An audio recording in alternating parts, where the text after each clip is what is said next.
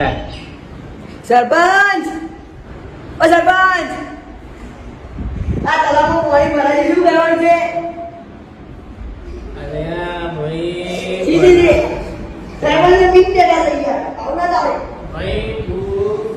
આ સરપંચ ભાઈ રાજીનામું કરવાનું તો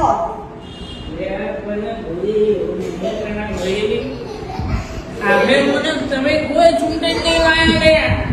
એવો કોઈ લાગ્યું છે કોઈ લાગ્યું છે બાજુ ના કોઈ આવ્યો તમે કોઈ ચૂંટણી નહીં બેટા પાણી ભરવા મને